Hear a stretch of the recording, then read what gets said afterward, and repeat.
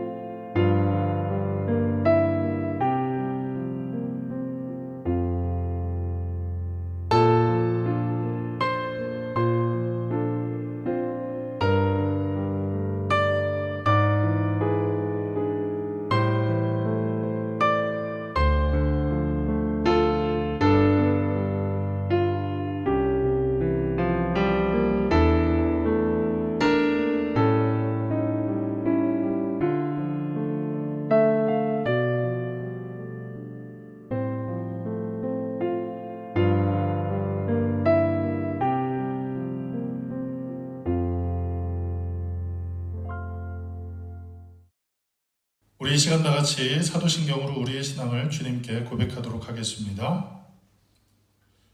나는 전능하신 아버지 하나님 천지의 창조주를 믿습니다. 나는 그의 유일하신 아들 우리 주 예수 그리스도를 믿습니다. 그는 성령으로 잉태되어 동정녀 마리아에게서 나시고 본디오 빌라도에게 고난을 받아 십자가에 못 박혀 죽으시고 장사된 지 사흘 만에 죽은 자 가운데서 다시 살아나셨으며 하늘에 오르시어 전능하신 아버지 하나님 우편에 앉아 계시다가 거기로부터 살아있는 자와 죽은 자를 심판하러 오십니다. 나는 성령을 믿으며 거룩한 공교회와 성도의 교제와 죄를 용서받는 것과 몸의 부활과 영생을 믿습니다. 아멘.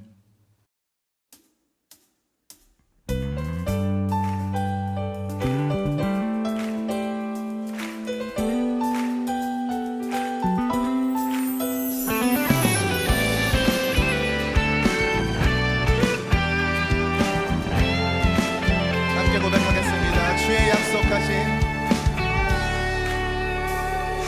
약속하신 말씀 위에서 영원토록 주를 찬송하리라.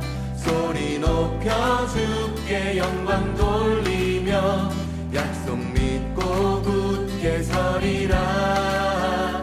주의 약속하신 말씀 세상 염려 내게 엄습할 때에 말씀으로 힘써 싸워 이기며 약속 믿고 굳게 서리라. 성령의 검을 들고 구원의 투구를 쓰고 믿음의 방패와 진리의 띠로 말씀 위에 굳게 서리라. 성령의 검을 들고 구원의 투구를 쓰고 곧 하나님의 말씀을 가지라.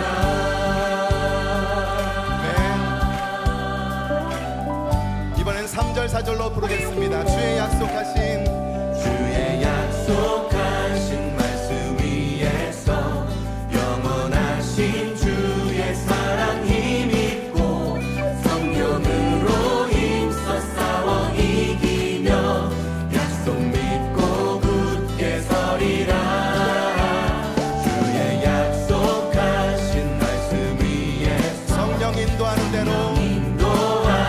대로 행하며 주님 꿈에 항상 안식 얻으며 약속 믿고 굳게 서리라. 성령의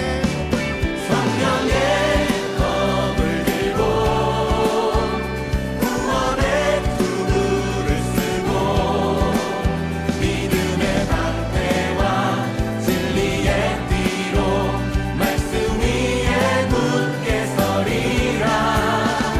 성령의 검을 들고 구원의 투구를 쓰고 곧 하나님의 말씀을 한 번 더 성령의 검을 들고 구원의 투구를 쓰고 믿음의 방패와 진리의 띠로 말씀 위에 굳게 서리라. 성령의 검을 들고 구원의 투구를 쓰고 곧 하나님의 말씀을 가지라.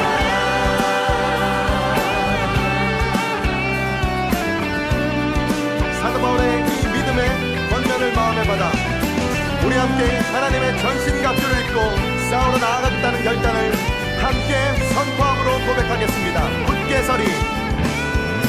굳게 서리. 굳게 서리. 굳게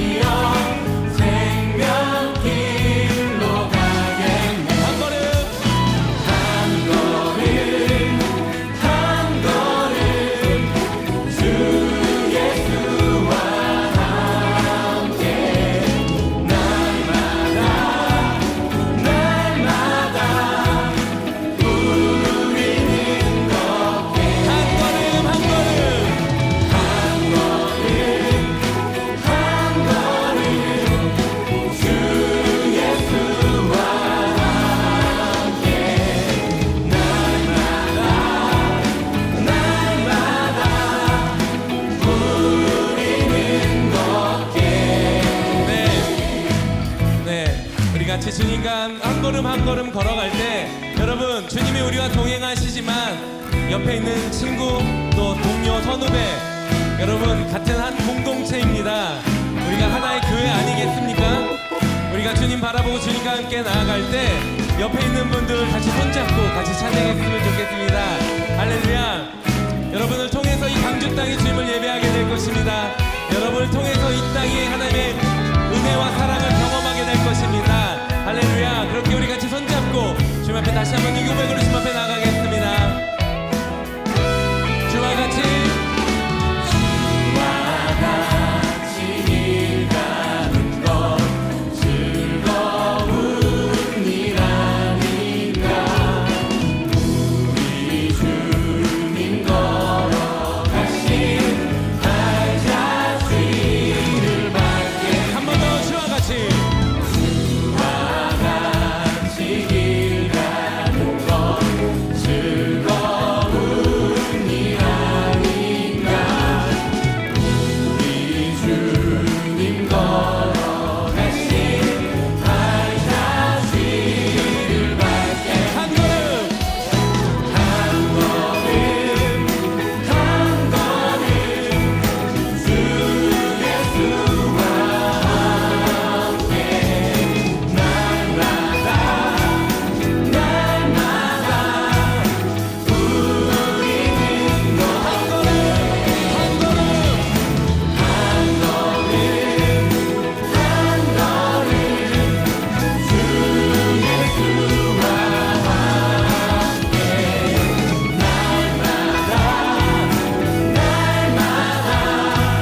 한 번 더 고백하겠습니다.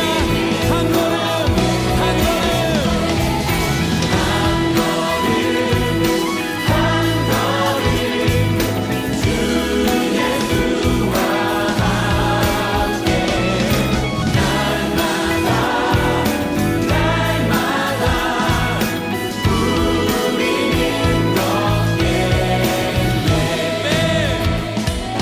할렐루야.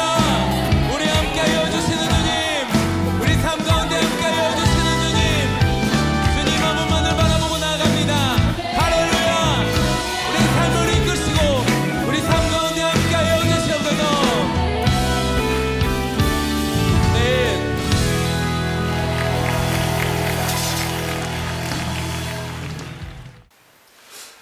오늘 이 시간 은혜 나누실 하나님의 말씀은 로마서 12장 2절 말씀입니다. 오늘 이 시간 은혜 나누실 하나님의 말씀은 로마서 12장 2절 말씀을 저와 여러분이 다 같이 한 목소리로 합독하겠습니다. 너희는 이 세대를 본받지 말고 오직 마음을 새롭게 함으로 변화를 받아 하나님의 선하시고 기뻐하시고 온전하신 뜻이 무엇인지 분별하도록 하라. 아멘. 오늘 우리가 다 같이 함께 합독한 본문 말씀을 통해서 선택과 적응이란 제목으로 우리 함께 하나님의 말씀을 통해서 우리를 향해 말씀하시는 하나님의 은혜를 함께 나누도록 하겠습니다. 얼마 전 헝가리의 수상인 오르반 빅토르가 지금도 힘겨운 시간을 보내고 있는 많은 사람들을 향해서 작금의 이 모든 사태가 가을 11월 혹은 10월에 다시 벌어질지도 모른다는 그런 이야기를 했다고 합니다. 우리는 중국에서부터 시작된 코로나19가 발생했다는 이야기를 처음에 접하면서 뭐지 이거? 뭐 별거 아니라는데? 뭐 코로나 바이러스는 열에 약하기 때문에 날씨가 풀리면 괜찮아진다는 뭐 그런 이야기를 하면서 우리 초창기에 시간을 보냈던 것 같습니다.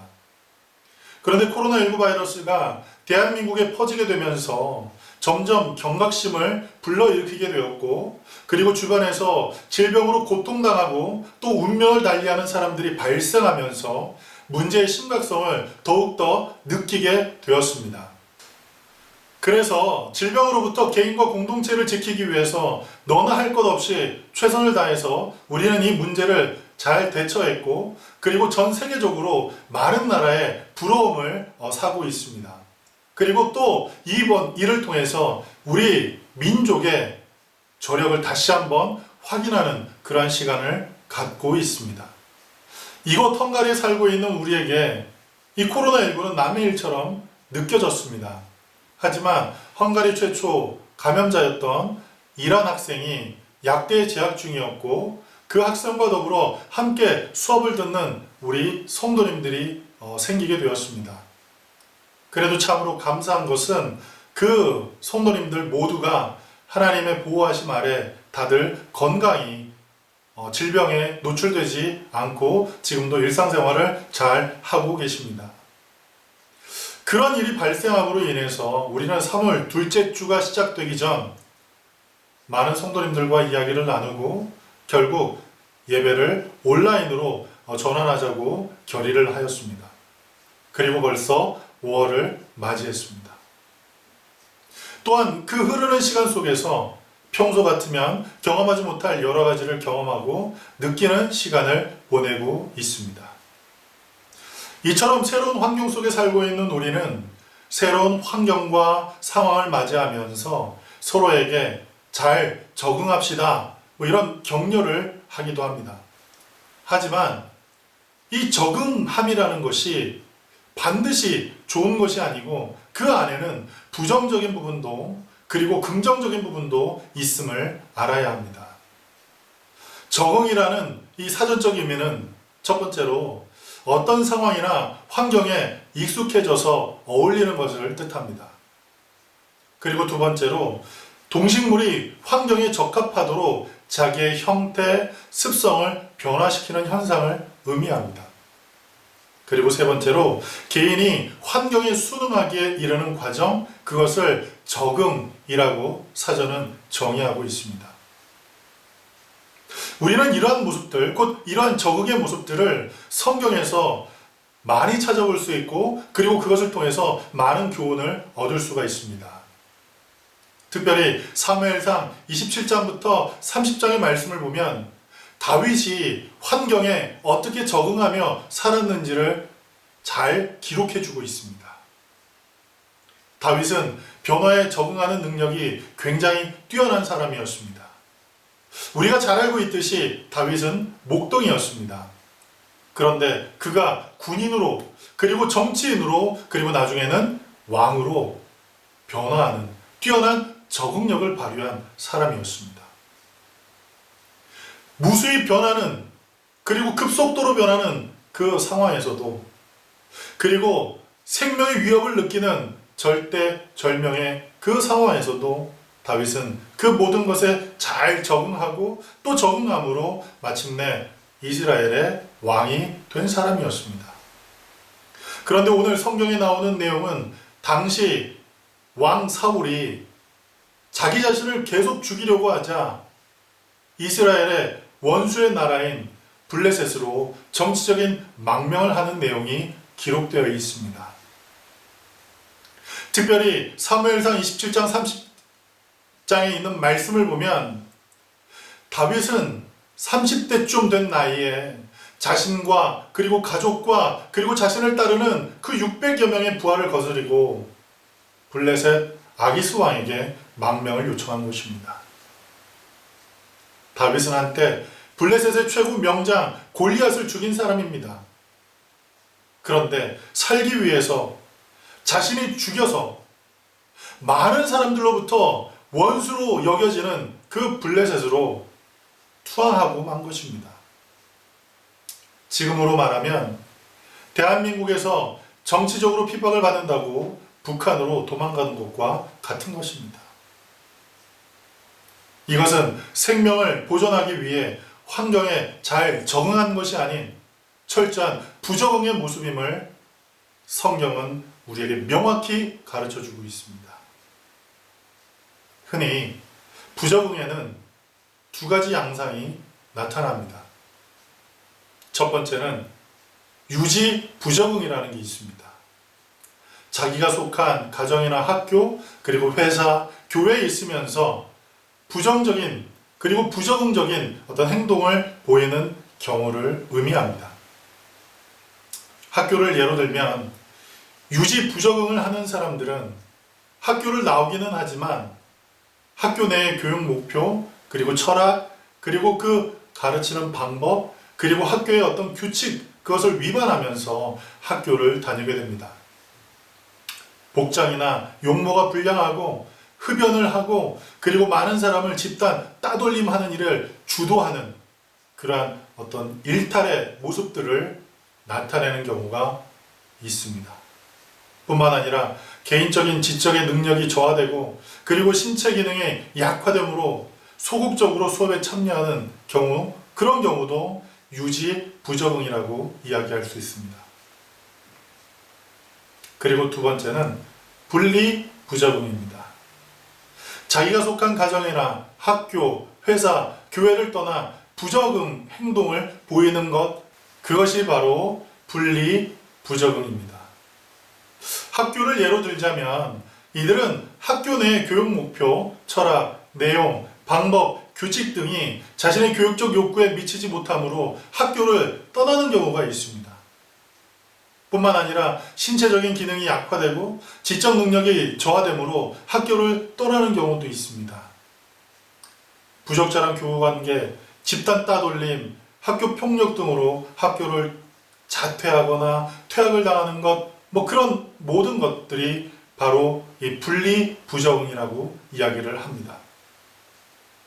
이러한 맥락에서 살펴볼 때 다윗은 바로 이 분리 부적응을 한 사람이었습니다. 앞으로 왕이 될 사람입니다. 그런 그에게 이러한 사실은 치명적인 오점이 될 수도 있는 것입니다.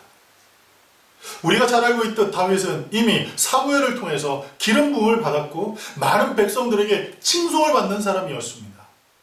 그런데 자신이 책임지고 변화시켜야 될 그 책임이 있는 그 나라를 버리고 자신의 안위를 위해서, 그리고 자신 주변에 있는 그 사람들의 안위를 위해서 잘못된 선택, 곧 블레셋으로 망명을 선택한 것입니다. 다윗은 가지 말아야 할 땅에 간 것입니다. 그리고 넘지 말아야 할 선을 넘어버린 것입니다. 그가 가나안 땅에 적응하지 못하고 블레셋 땅에 도피하여 어떻게 되었는지 성경은 계속 우리에게 이야기해 줍니다. 사무엘상 27장 5절을 보면 다윗은 비굴의 탈을 씁니다. 그리고 8절 말씀을 보면 위선의 탈을 씁니다. 그리고 10절을 보면 거짓의 탈을 씁니다. 왜 그래야 했습니까? 하나님의 기름 부으심을 받은 다윗이 왜 그런 모습으로 살아야만 했습니까? 그것은 바로 블레셋 왕이었던 아기스의 신임을 얻기 위한 것이었습니다.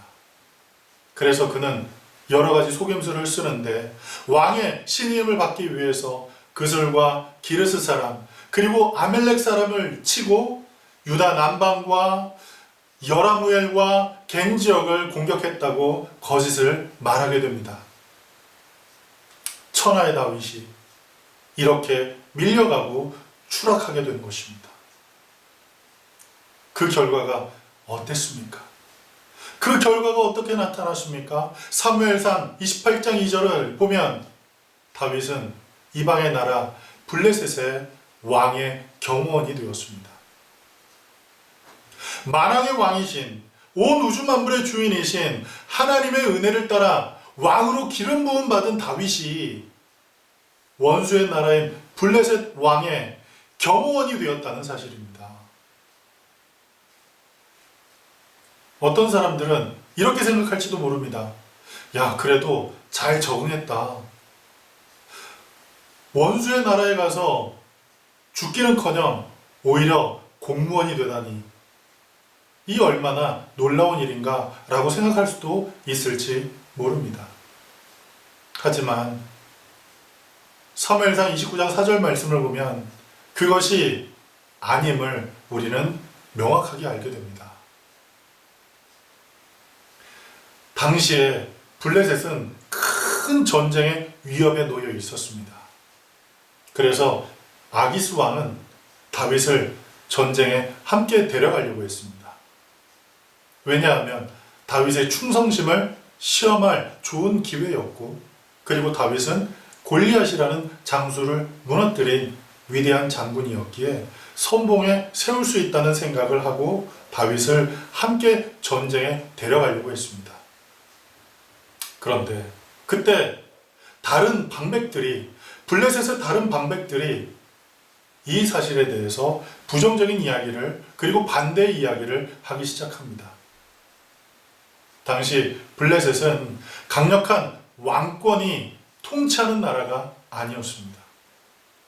5개 부족이 연합으로 이루어진 국가였기 때문에 5 부족의 그 방백들이 함께 모여서 방백회의를 함으로 나라를 다스리는 나라였습니다. 그 회의에서 다른 방백들이 서로 이야기하기 시작합니다. 저 다윗이 누구냐? 적장 아니냐? 우리의 장수 골리앗을 무너뜨린 원수 아니냐? 저 사람을 우리가 어떻게 믿을 수 있느냐? 저 사람이 기회를 보다가 결국 자기들의 목을 베고 사울 왕에게 갈 것이다. 그리고 사울 왕에게 신임을 얻을 것이다. 라는 그런 이야기를 하기 시작합니다. 그러면서 다윗을 함께 데리고 가지 못하도록 합니다. 결국 사무엘상 29장 10절 말씀을 보면 다윗은 그곳을 떠나 전쟁터에서 쫓겨나서 자기가 머물고 있던 시글락으로 자신과 함께하는 군인을 대동하여 돌아가게 됩니다. 그런데 이게 웬일입니까? 자신이 기거하고 있던 자신의 가족들이, 그리고 자신의 부하들의 가족들이 기거하고 있던 그 시글락에 불이 났습니다. 그리고 아내와 아이들은 다 포로로 끌려가고 말았습니다. 사무엘상 30장 2절 말씀을 보면 목숨이라도 살겠다고 망명 왔던 그 땅에서 자기 목숨 달랑 하나 남기고 모든 것을 다윗은 다 잃어버리고 맙니다. 재산도, 아내도, 자식들도 다 잃어버렸습니다. 그리고 자기 하나 믿고 따르던 부하들의 식구마저도 다 잃어버리고 만 것입니다. 그래서 그 다윗의 부하들은 잃어버린 자식들의 가족들을 인하여 울 기력도 없이 소리를 높여 울다가 그 슬픔을 주체하지 못하면서 서로 이야기를 하기 시작합니다. 우리가 저 다윗을 돌로 쳐 죽이자. 그런 결정을 하기 시작합니다. 우리는 살다 보면 이런 경우를 무수히 많이 당할 수 있습니다. 그리고 지금 우리에게 당한 한 번도 경험해보지 못한 이 일로 인해서 우리는 자유를 박탈당한 느낌을 받고 산업의 위기를 받고 그리고 불투명한 미래에 놓여 있고 그리고 많은 불편함을 감수하고 있습니다. 인생의 위기 가운데 부정한 다윗은 밀리고 또 밀리는 인생 앞에 놓여 있었습니다. 자신에게 처한 상황이 심각하다고 판단하여 사명의 땅을 버린 결과였습니다. 사랑하는 성도 여러분, 하나님의 사랑은 적응한다고 가지 말아야 할 길을 가서는 안 됩니다. 자신의 인생에 중대한 결정을 하기 전에 하나님 앞에 무릎을 꿇고 하나님의 거룩하신 뜻을 여쭙고 비록 그 길이 험난해도 하나님을 신뢰하며 한 걸음 한 걸음 인생의 걸음을 내디뎌야만 합니다. 성경에는 다윗과 다른 모습으로 상황과 환경에 적응한 사람들이 기록되어 있습니다. 다니엘과 그의 친구들입니다. 다니엘과 그의 친구들은 망명을 한 것이 아니라 전쟁에 져서 포로로 끌려갔습니다. 그런데 그곳에서 왕의 신임을 얻게 됩니다. 그리고 다른 사람들과는 달리 하나님을 온전히 섬기기 위해서 왕이 내리는 음식을 거부했습니다. 그런데 놀랍게도 그들의 용모가 더 빛났고 왕의 신임은 더 높아지기만 했습니다. 그러한 모습을 보고 주변 많은 사람들이 시기하기 시작합니다. 그래서 다니엘과 그의 친구들을 중상모략합니다. 그리고 기회를 만들어서 다니엘과 그의 친구들을 죽이려고 합니다. 그런데 놀랍게도 우리가 성경을 통해서 알고 있듯이 이 다니엘과 그의 친구들은 자신들을 시기하고 중상모략하는 그 사람들이 파놓은 덫에 일부러 들어가는 것처럼 행동을 했습니다.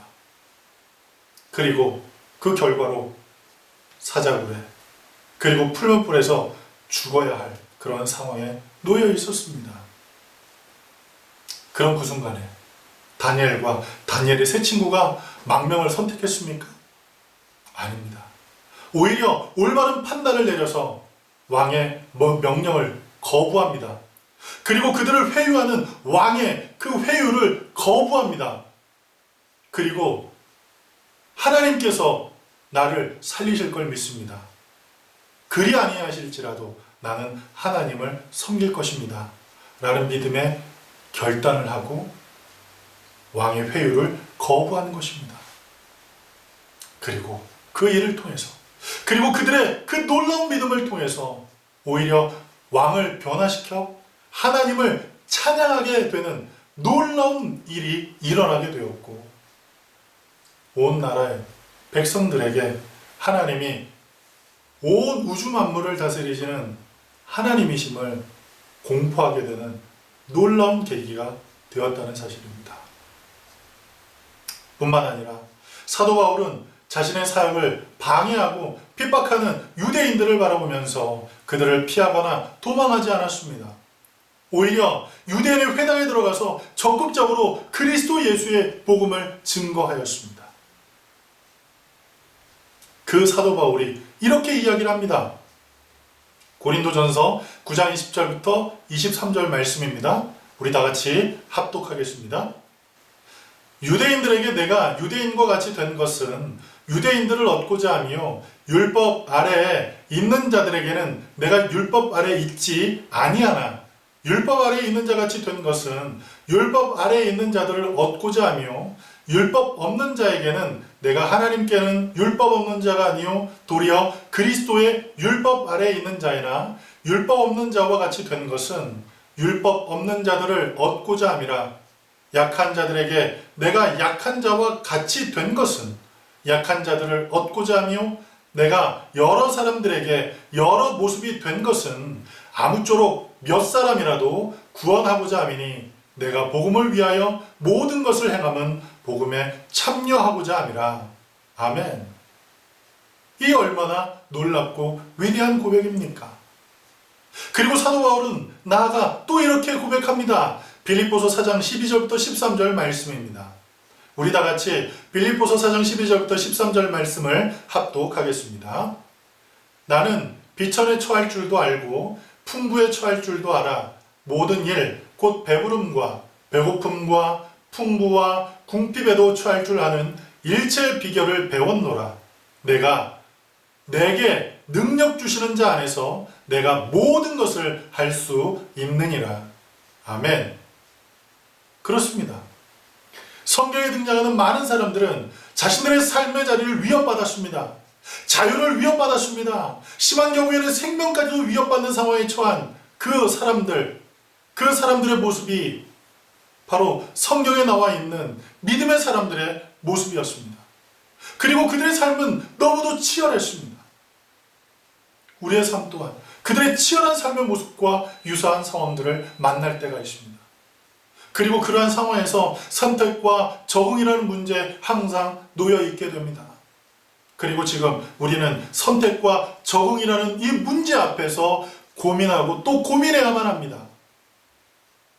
이런 맥락에서 두 가지 중요한 문제가 있습니다. 첫 번째는 바로 선택의 기준입니다. 무엇을 선택하느냐의 문제입니다. 어떤 것을 선택하느냐의 문제입니다. 제가 여러분에게 매일매일 보내드리는 매일의 묵상을 통해서 이미 말씀드리고 함께 말씀을 통해 은혜를 나누었던 아브라함의 삶을 한번 보십시오. 아브라함은 선택의 기로에 서 있었습니다. 낙심한 자신에게 놀라운 축복을 약속하시며 새로운 소망 가운데 살아가도록 하신 하나님의 은혜를 따라 비록 그 약속이 지금 눈에 보이지 않고 손에 잡히는 건 없지만 믿음을 따라 살 것인지 아니면 낙심하여 자신의 신세를 한탄하고 우리에게 자식이 없으니 차라리 자신의 여종 하갈에게 들어가서 자식을 낳고 그를 우리의 후사로 삼자고 얘기하는 자신의 조강지처 사라의 말을 따라 살 것인지를 선택해야만 했습니다. 그럴 때 아브라함은 모든 것을 아시는 하나님께 여쭙고 자신의 길을 선택한 것이 아니라 아내 사라의 이야기를 듣고 자신이 좋은 대로 선택을 하였습니다. 그리고 그것은 훗날 약속의 자녀 이삭, 그 이삭의 후손들이 엄청난 고통을 받게 되는 단초가 되게 된 것입니다. 이와는 반대로 다니엘과 그의 친구들, 그리고 바울은 생명을 선택했습니다. 사실 다니엘과 그의 친구들, 그리고 사도 바울은 죽기를 작정한 사람 같았습니다. 극단적인 방식을 선택하는 사람들 같았던 것입니다. 하지만 그들은 죽음 자체를 택한 것이 아니라, 말이 좀 그렇지만 하나님을 선택했습니다. 하나님 안에 생명이 있고 하나님 안에 풍성함이 있고 하나님 안에 참된 평안이 있음을 확신하며 그들은 하나님을 선택한 것입니다. 할렐루야! 우리 시편 16편 11절 말씀을 다 같이 합독하겠습니다. 시편 16편 11절 말씀입니다. 주께서 생명의 길을 내게 보이시리니 주의 앞에는 충만한 기쁨이 있고 주의 오른쪽에는 영원한 즐거움이 있나이다. 아멘. 이처럼 우리들이 하나님의 자녀로 이 세상을 살아가는 이상 우리들이 만나는 모든 상황에서 우리의 선택의 기준에 대해서 우리는 혼란스러워할 이유가 전혀 없습니다. 왜냐하면 우리의 선택의 기준은 항상 하나님이어야만 합니다. 우리의 선택의 기준은 항상 하나님 중심이어야만 한다는 것입니다. 그리고 그 다음으로 중요한 것이 있는데 그것은 바로 적응의 문제입니다. 선택은 너무도 중요합니다. 그것은 어찌 보면 생명을 좌우할 수 있는 일이기 때문에 그렇습니다. 그러나 그의 버금가게, 선택이라는 것에 버금가게 중요한 것이 있는데 그것이 바로 적응이라는 것입니다. 어떻게 적응하느냐가 문제라는 것입니다. 선택을 했다면 그 후에는 적응하는 방식을 결정해야만 합니다. 사실 다윗도 그리고 아브라함도 생명을 선택하였습니다. 살고 싶었습니다. 그래서 살기 위해서 살기를 선택하였습니다. 뿐만 아니라 다니엘도 그리고 바울도 생명을 선택했습니다. 살기를 선택한 것입니다. 하지만 다윗과 아브라함 그리고 다니엘과 바울 이 사람들이 달랐던 이유는 그 선택에 대한 적응의 방법이 달랐다는 사실입니다. 선택한 환경과 상황에 어떻게 적응했느냐 하는 문제입니다. 다윗은 생명을 택했고 블레셋에 적응하려고 블레셋으로 망명을 했습니다. 아브라함은 후손이 번성해지는 것을 선택했고 아내 사라의 말을 듣고 그의 여종 하가를 취하여 후손을 낳게 됩니다. 하지만 다니엘과 그의 친구들 그리고 사도 바울은 생명을 선택했고 왕의 회유도 그리고 제자들의 만류도 아닌 하나님을 기쁘시게 하는 방식으로 자신의 삶의 선택을 적응해 나간 것입니다. 우리는 지난 3월 둘째 주가 되기 전 개인의 안전과 공동체의 안전을 위해서 최선의 선택을 했습니다. 그래서 너무나도 안타깝지만 2달 동안 우리는 온라인으로 성도님들이 다 같이 함께 모여서 하나님의 은혜를 함께 나누고 하나님의 은혜를 서로 나누면서 기쁨과 감격과 감사를 나눌 수 있는 이 공적 예배를 드리지 못하고 온라인으로 예배를 드리고 있습니다. 우리들이 선택에 대해서 지금 저는 옳고 그르냐 그것을 따지고 싶은 것이 아닙니다. 그보다는 그 선택에 대해서 지금 우리는 어떤 방법으로 적응하기 위해서 적응의 방식을 취하고 그 적응의 방식을 우리의 삶 가운데 적용하고 있느냐 그것을 이야기하는 것입니다. 시간이 지날수록 지금의 상황에 맞게 적응해버리고 있지는 않습니까?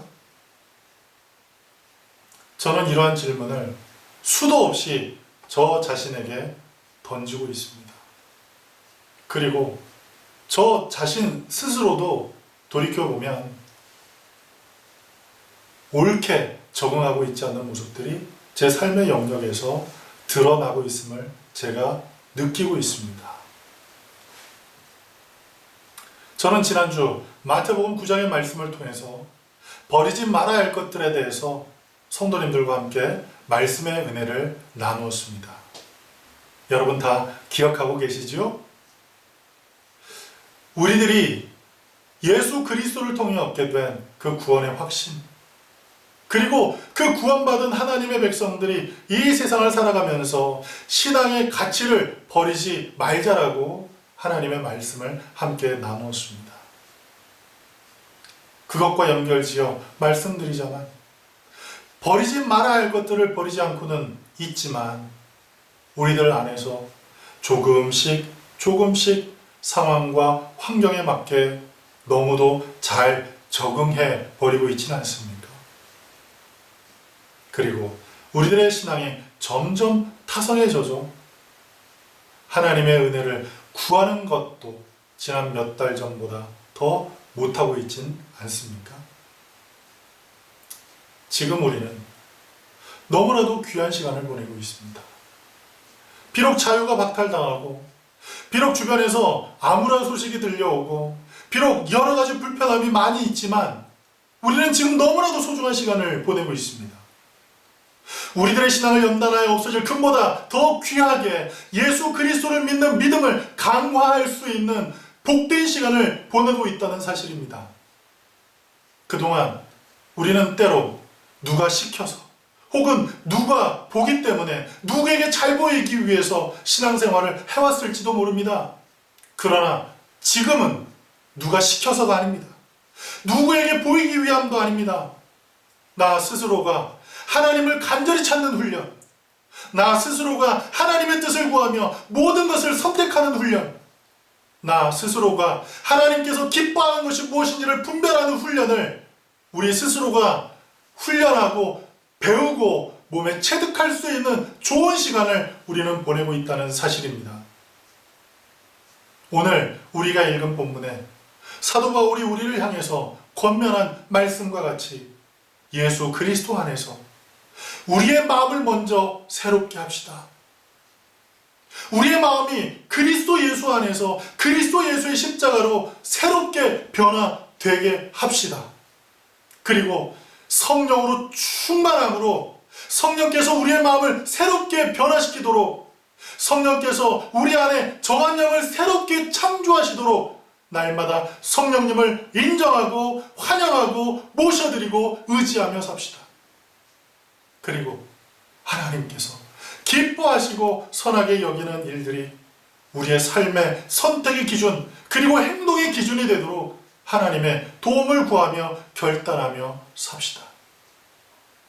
그럴 때 우리는 이 세대를 본받지 않고 비록 변화된 환경 가운데 우리의 예배 형태가 변화가 된 그 현실이지만 그럼에도 본질을 잃어버리지 않고 우리들이 공동체를 만나 함께했던 무수히 많은 일들을 지금 할 수는 없지만 우리 주변에 새롭게 만나게 되는, 우리 주변에 새롭게 우리와 함께하는 그 사람들과 더불어 예수 그리스도의 이름으로 아름다운 교제를 나눌 수 있는 그것들을 우리 훈련합시다. 그럴 때 하나님께서 우리의 삶을 통해서 놀라운 하나님의 일을 행하사 우리를 그리고 우리의 공동체를 더욱더 건강하게 하실 것을 저는 확신합니다. 그리고 저는 그것이 너무 기대가 됩니다. 할렐루야. 다 같이 기도하겠습니다. 사랑하시는 하나님, 은혜와 사랑을 감사합니다. 우리의 삶 가운데 매일매일 선택해야 되는 일들이 우리 앞에 놓여 있습니다.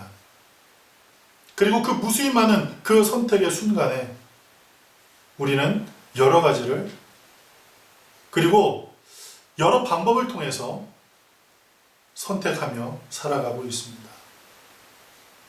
그 선택한 그 삶 가운데서 어떻게 적응하며 사느냐, 그것이 너무나 중요한 것을 오늘 말씀을 통해서 우리 알게 되었는데, 우리가 예수 그리스도로 말미암아 구속받은 하나님의 자녀이기에 우리의 삶 가운데 선택의 기준은 오직 하나님 중심이 되도록 하나님께서 우리의 마음을 변화시켜 주시옵시고, 하나님께서 우리의 삶의 중심에 계심으로 우리가 이 세상 가운데 살아갈 때 그 삶에 적응하는 그 모든 방법 또한 하나님 중심이 될 수 있도록 우리의 삶을 변화시켜 주시옵소서.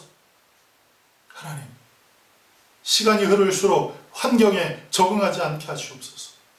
시간이 흐를수록 환경보다 하나님의 말씀에 더욱더 적응하게 하시고, 시간이 흐를수록 주변의 많은 사람들의 이야기에 우리의 마음이 쏠려서 그것이 우리의 마음을 빼앗기는 것이 아니라 우리에게 지금도 끊임없이 말씀하시는 하나님의 말씀에 우리의 마음을 빼앗겨서 그 말씀을 통해서 날마다 빛 가운데 생명 가운데 걸어갈 수 있는 주의 귀한 백성들, 주의 귀한 성도들 될 수 있도록 주님 축복하여 주옵소서.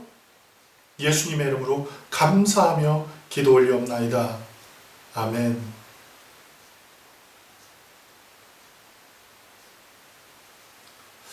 이 시간 우리 기쁨과 감사함으로 하나님 앞에 귀한 예물 믿음으로 올려드리겠습니다.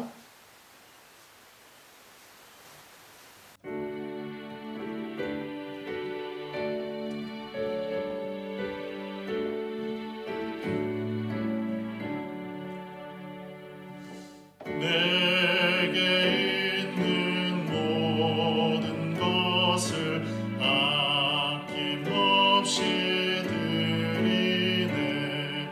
사랑하고 의지하는 주만 따라 살리라. 주께 드리네, 주께 드리네. 사랑하는 구주 앞에 모두 드리네. 내게 있는 모든 것을 겸손하게 드리네. 세상 욕심 멀리하니 나를 받아주소서. 주께 드리네, 주께 드리네. 사랑하는 구주 앞에 모두 드리네. 내게 있는 모든 것을 주를 위해 드리네. 주의 성령 충만하게 내게 내려주소서. 아멘. 주께 드리네, 주께 드리네. 사랑하는 구주 앞에 모두 드리네.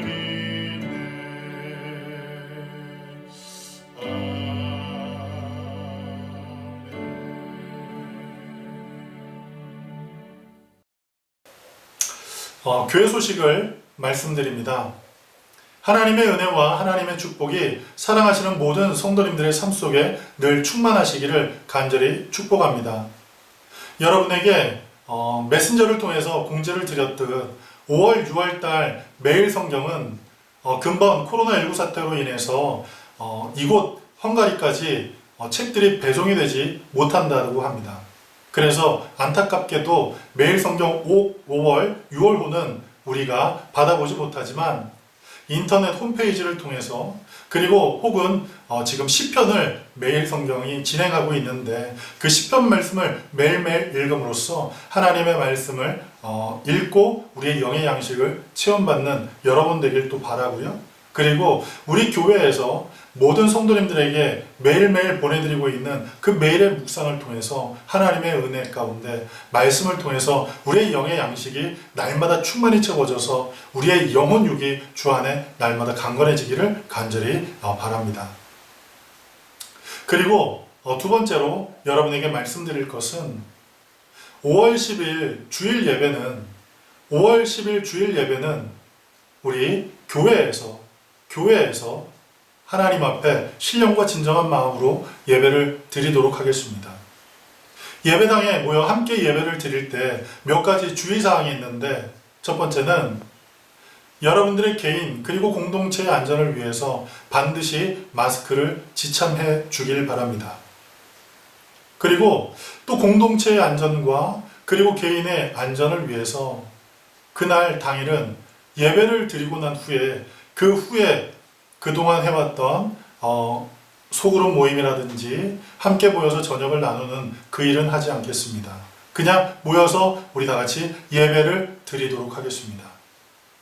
그래서 토요일 날 5월 9일 토요일 오전 11시에 우리 예배팀 다 같이 모여서 우리 예배를 준비하며 하나님 앞에 중보기도하고 또 예배를 우리 준비하는 그런 시간을 갖도록 하겠습니다. 그리고 세 번째로 여러분에게 안내를 드린 대로 하나님 앞에 예배를 드리러 나올 때 빈손 들고 나오지 말라고 우리는 말씀을 통해서 배웠습니다. 그래서 이 예배를 드릴 때 여러분들이 온라인으로 예배를 드리는 그 자리에서 하나님 앞에 거룩함으로 그리고 마음에 구별됨으로 준비한 그 예물은 여러분에게 공지드린 그 교회 계좌로 송금하시면 교회에서 관리하도록 하겠습니다. 이제 드린 예물 위해서 기도드리겠습니다. 사랑하시는 하나님, 은혜와 사랑을 감사합니다. 하나님께서 우리의 삶의 현장에, 우리의 예배 현장에 계심을 우리가 확신하며 신령과 진정한 마음으로 하나님 앞에 예배를 드리며 또한 마음과 뜻과 정성을 다해 귀한 예물 구별해서 하나님 앞에 올려드립니다. 그 액수가 많고 적음을 떠나 하나님께서 우리에게 부으신 은혜가 감사하여 귀한 예물 믿음으로 드리오니 하나님 흠량하시고 하나님의 은혜와 축복이 하나님의 은혜를 따라 사랑하는 모든 성도님들의 개인과 가정과 자녀와 행하는 모든 일에 학업 위에 넘칠 수 있도록 은혜 더하여 주시옵소서. 그리고 이 예물이 쓰여지는 곳에 하나님의 교회가 건강해지고 그리고 믿지 않는 영혼들을 구원하는 일에 쓰임받게 도와주옵소서. 예수님의 이름으로 감사하며 축복하며 기도 올리옵나이다. 아멘. 지금은 교회의 머리 되신 우리 주 예수 그리스도의 은혜와 하나님 아버지의 극진하신 사랑과 보혜사 성령님의 내주교통 충만하신 역사가 거룩한 날 주 앞에 신령과 진정한 마음으로 예배드린 사랑하는 주의 백성들 위해 이제로부터 영원토록 함께 하시기를 간절히 축원하옵나이다. 아멘.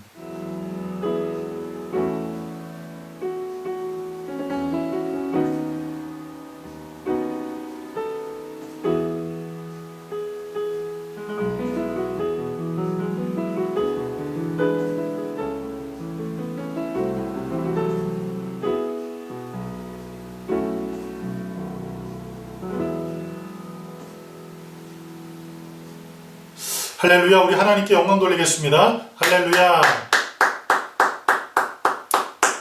우리 시간 자기 스스로에게 이렇게 한번 격려하고 그리고 또 이렇게 한번 다짐해 봅시다. 우리의 삶의 선택은 하나님입니다. 그리고 이렇게 또 한번 우리 스스로에게 다짐하며 우리 스스로에게 한번 격려합시다. 날마다 성령님과 동역하며 삽시다.